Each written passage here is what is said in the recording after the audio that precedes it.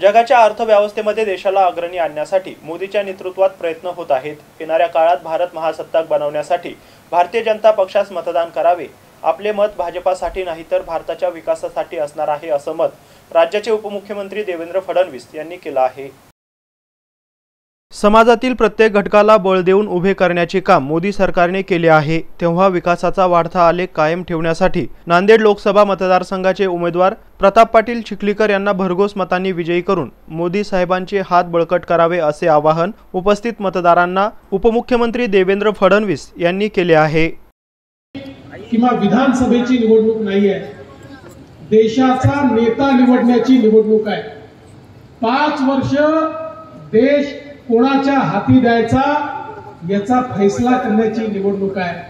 आणि याच्यात दोनच पर्याय आहेत। एक पर्याय विश्वगौरव असलेले विकास पुरुष आपले नरेंद्र मोदी जी आहेत आणि मोदीजींच्या नेतृत्वात आपली महायुती आहे।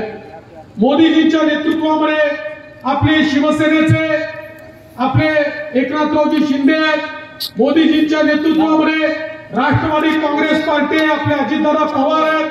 मोदीजींच्या नेतृत्वामध्ये या ठिकाणी रिपाई असेल, या ठिकाणी मनसे असेल, या ठिकाणी रासप असेल, वेगवेगळे पक्ष हे सगळे एकत्रितपणे आम्ही सगळे लोक भाजपचे आम्ही सगळे मोदीजींच्या नेतृत्वात या ठिकाणी काम करतोय। आणि देशवासियांनी नारा दिलेला अबकी बार 400 पार। आणि आजचं वातावरण बघता माझ्यासारख्या कार्यकर्त्याला असं वाटायला लागलंय की नांदेडची जागा ही आपल्या आशीर्वादानं प्रचंड मताधिक्यानं आल्याशिवाय राहणार। मित्र, तुम्हाला मी एवढंच सांगणार आहे, परवा भोकरच्या रेल्वे स्टेशन भूमिपूजनाच्या कार्यक्रमाला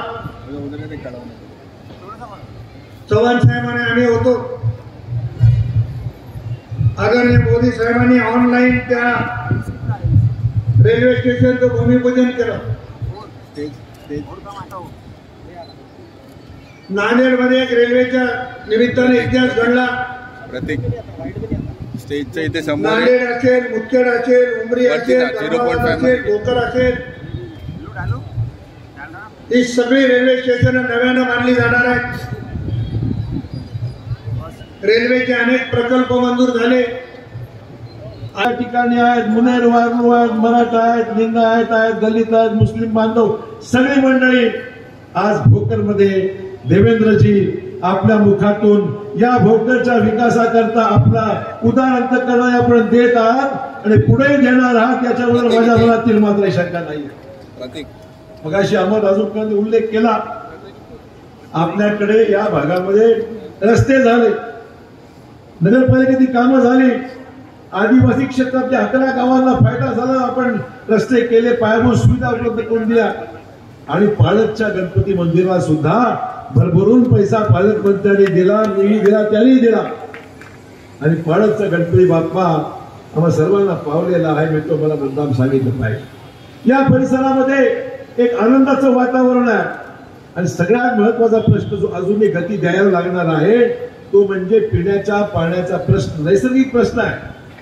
आपल्या भोकर तालुक्यामध्ये 700 कोटी रुपयाच्या ग्रीडची योजना फडणवीस साहेबांनी आणि प्रधानमंत्री मोदी साहेबांनी जल जीवन मिशन मधून ग्रीडची योजना मंजूर करून दिली। तसेच खासदार अशोक चव्हाण यांना विकासाची दृष्टी आहे, ते सोबतीला आल्यामुळे मराठवाड्याचाच नव्हे तर आता महाराष्ट्राच्या विकासाची मालिका सुरू केली जाईल, असंही फडणवीस म्हणाले आहे। Shubham Nartawar, MCN news, Bhokar, Nanded.